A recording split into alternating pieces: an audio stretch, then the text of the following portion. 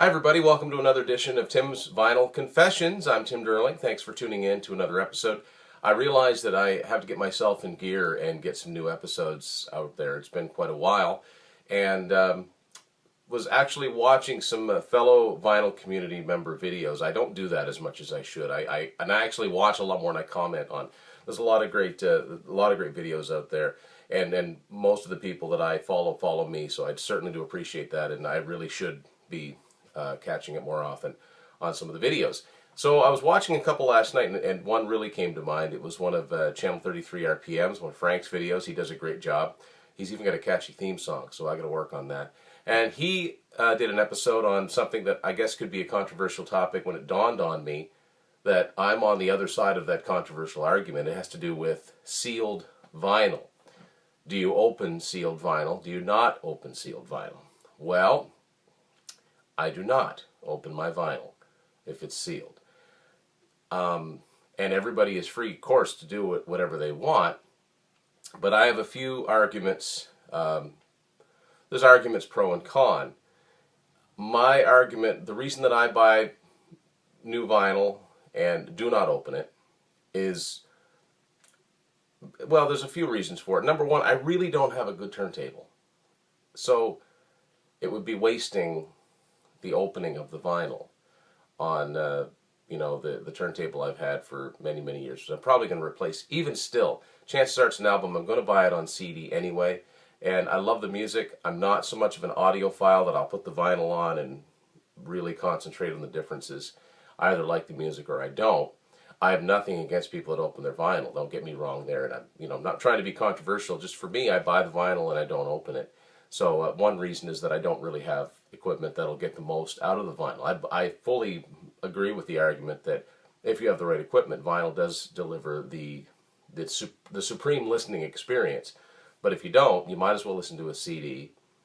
It'll, if you take care of your CDs, they should be in as good a shape, 20 years down the road, 30 years down the road as they were when you first bought them.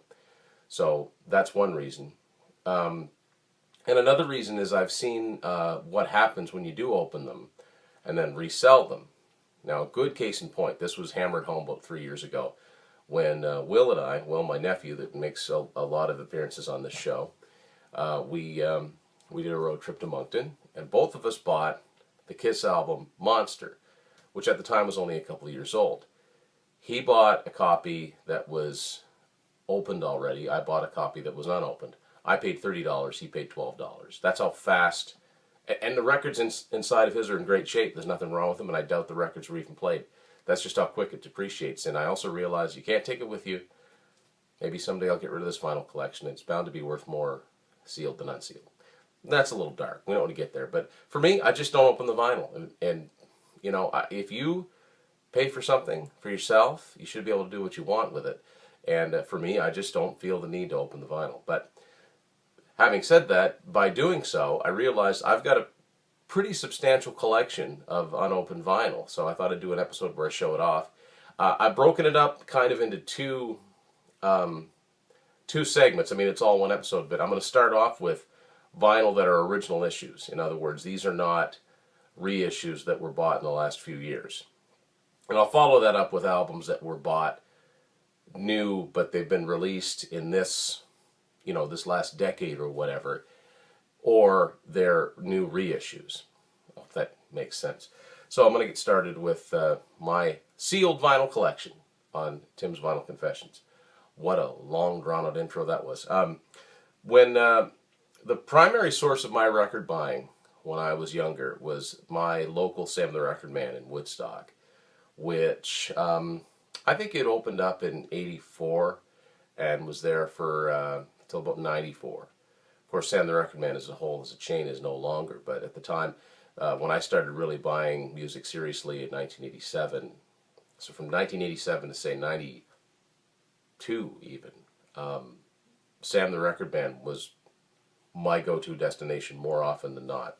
It was local, and they usually had what I wanted, and so I bought a lot of cassettes there. But towards 1993, they started marking down their unsold vinyl when they were sort of phasing out their vinyl, so all the vinyl was half price. So I bought a few. Now some of them, like Winger's first album, ended up opened, and I kind of, there's a couple Sammy Hagar records I bought that I opened. I kind of wish that I hadn't, but I did.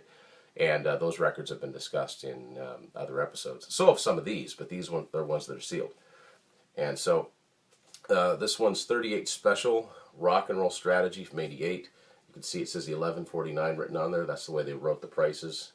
So I got this for half price. This is not open, never been opened.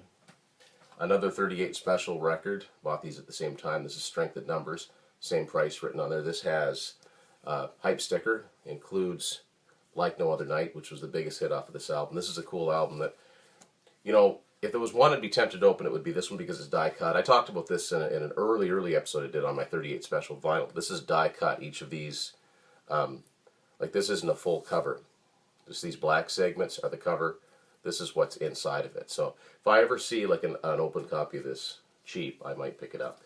And it's the same thing for the back cover. There's pictures of the band members on here behind the cut album cover. Die cut album covers are very, very cool.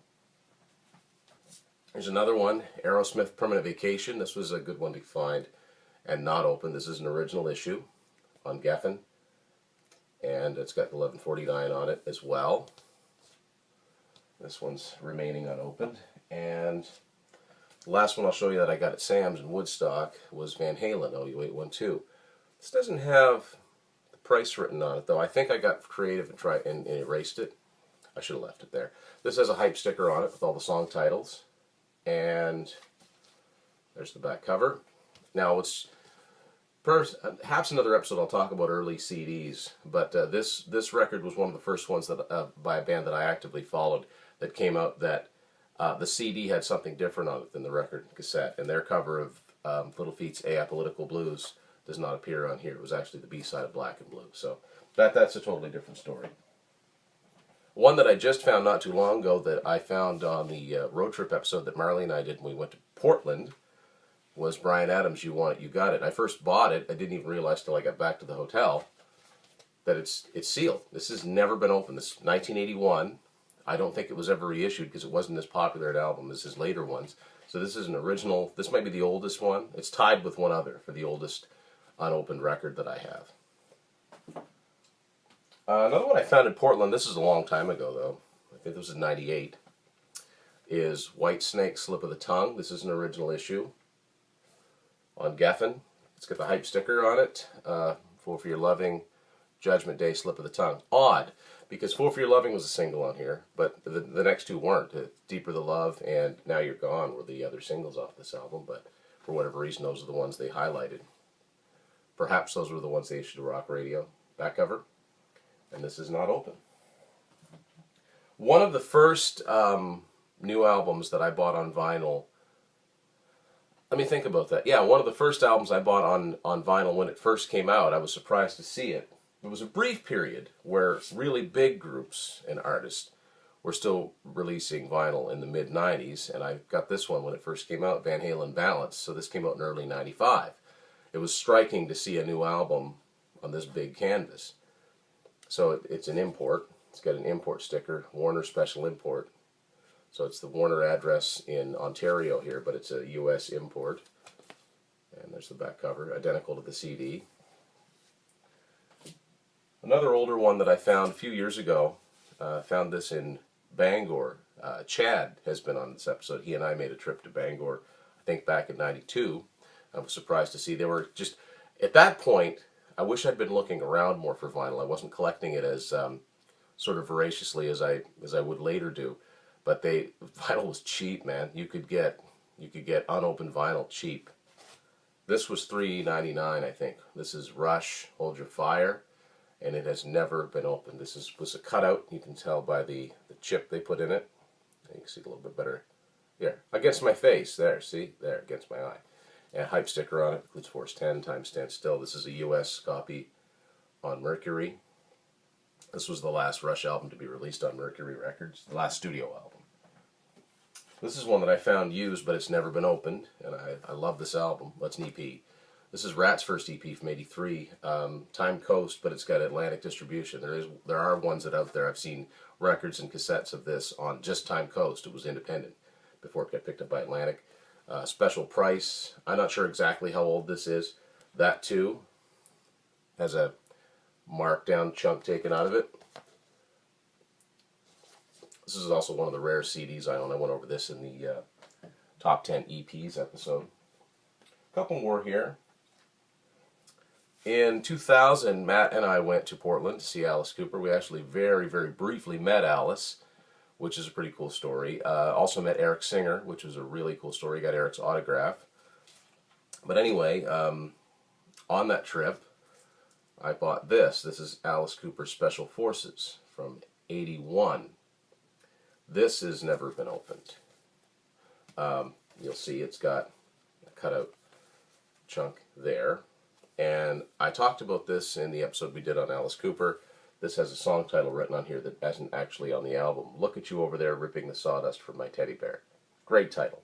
Song actually never made the final cut of the album, but it remained on the record for some reason. And it eventually found a home on Alice's box set, which someday I'll do an Alice Cooper CD show because his box set is really remarkable. And a couple more. This is Queen, Hot Space. This was their last album to be released on Elektra Records, and this is a US version. It wasn't that popular an album. It's got a little cutout, not as deep as some of the other ones I've seen. And this is kind of odd because obviously this had the cut put into it before it was shrink wrapped. Maybe it was already open. I don't know. But anyway, the wrap is on the outside of it too. It's got a $3.99 price tag on it up here. And this is what the back cover looks like. And it's a slightly newer one, but I'm going to end off this part of it by showing you this.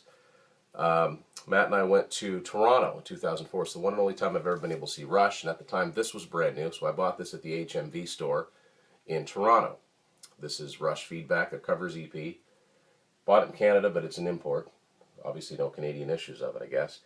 And I've never opened this. This is on Atlantic Records. So I included this now because I did buy this brand new. This is not, this has since been repressed with all their other Atlantic albums, and that's not what this is. This was an original from 2004 when it first came out. So now we're going to get to some of my other sealed vinyl. These ones were sort of picked up along the way.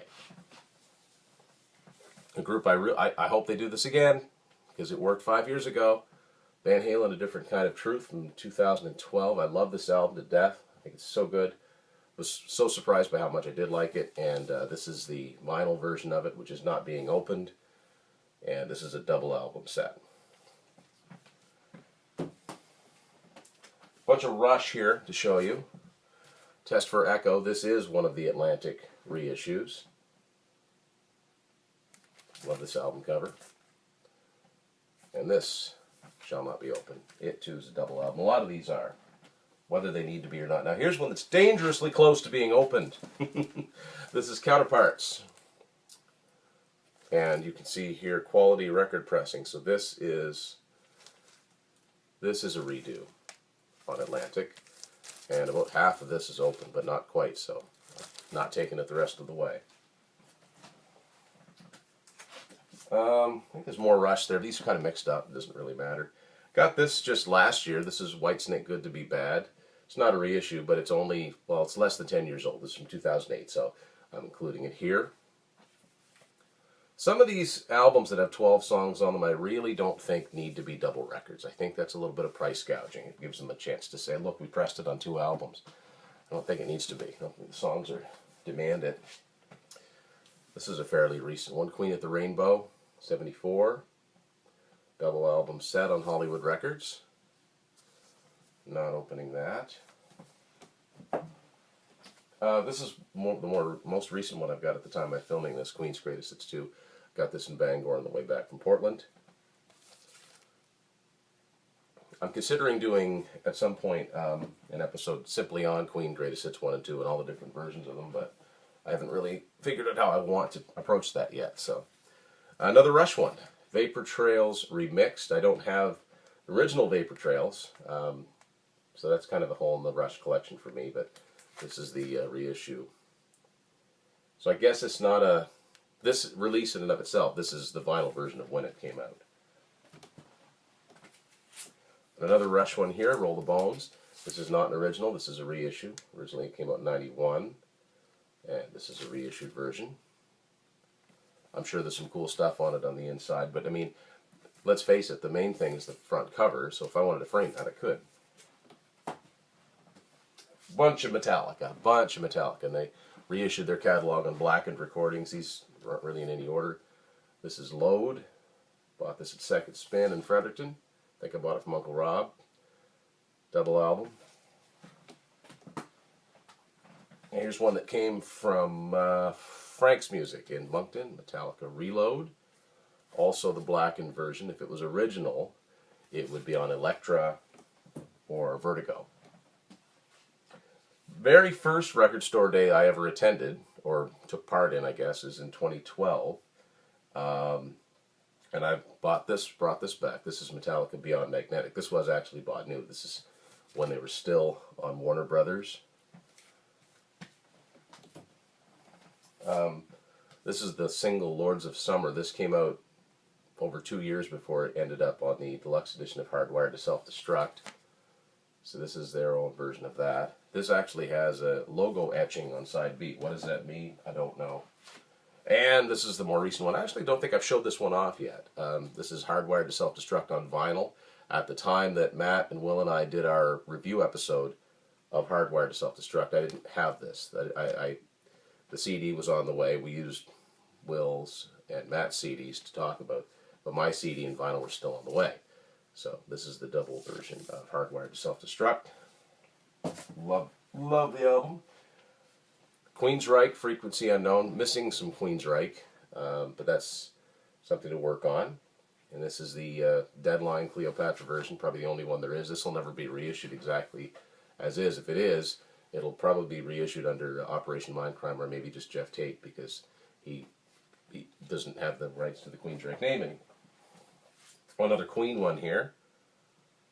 I bought this one about a year ago at HMV. Innuendo, this is a reissue. There are original copies of this from the UK, but the first time I don't think it was released in North America back in '91. Now a bunch of Kiss ones. In 2014, Kiss reissued their catalog on vinyl, and that filled in a lot of the '90s holes that I didn't have. Carnival of Souls, this was the first time it was on vinyl. Shown the Kiss vinyl off many, many times, but it's here because it's sealed. Once again, I love this cover, Psycho Circus. First time issued. They did a good job with this one.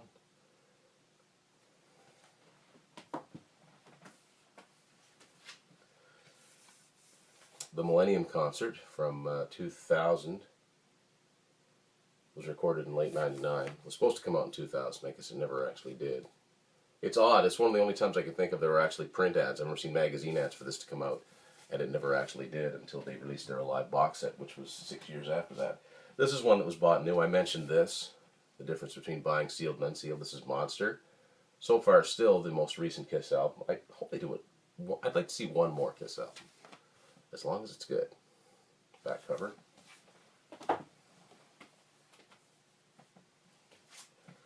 Destroyer Resurrected on Island Def Jam Music, Universal.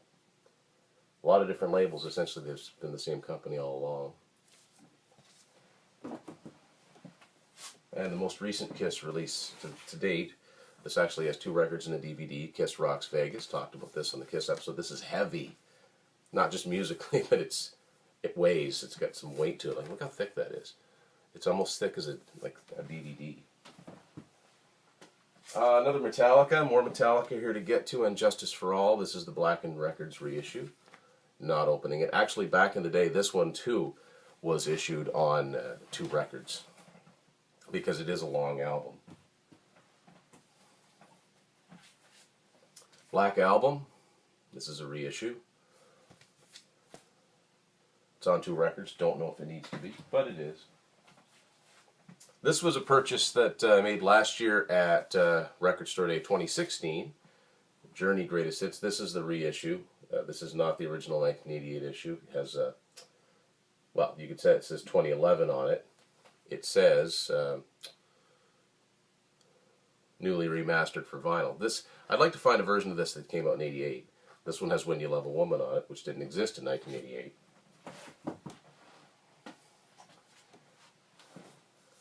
Ace Frehley, Origins, Volume 1. There is an Ace Frehley episode in the future for TVC.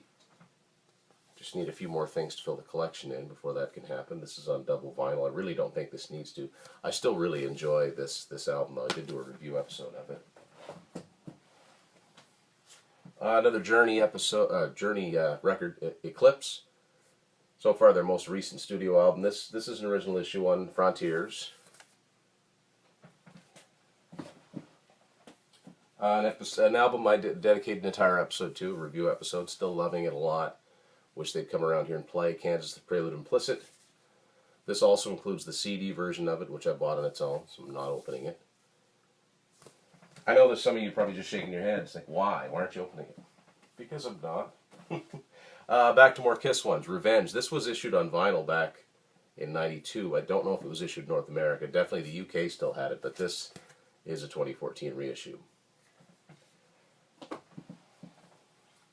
The album that got me into Kiss is Kiss Alive 3, and this is the reissued version of it.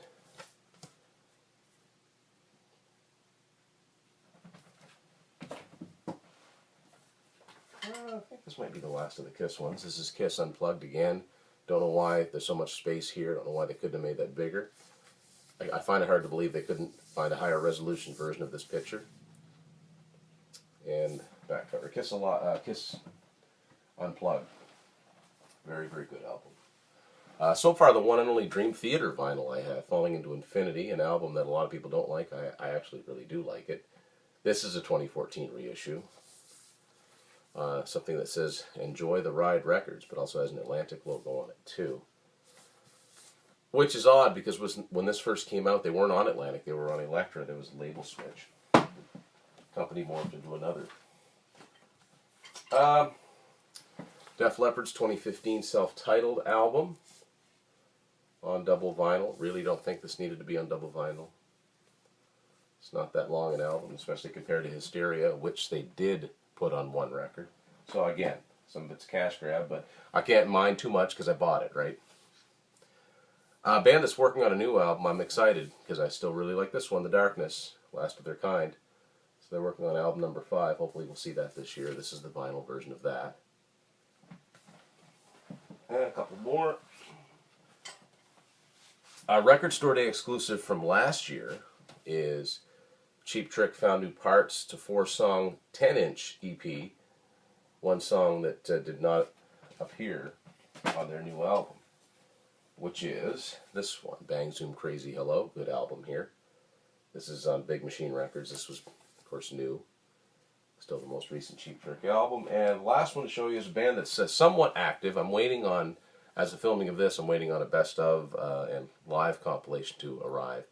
And I think there'll be a TVC episode on this band too. It's Chickenfoot. Their self-titled album from 2009, which if this was warmer, we could see the pictures and song titles on here too. So again, you want to buy vinyl, open it, great. You want to buy vinyl, keep it sealed. It's all good, man. It's buying vinyl.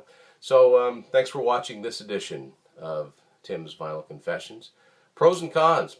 Sealed vinyl, open it up, look at it, keep it sealed. What are your thoughts on that? There are no wrong opinions. Thanks for watching this edition of Tim's Vinyl Confessions.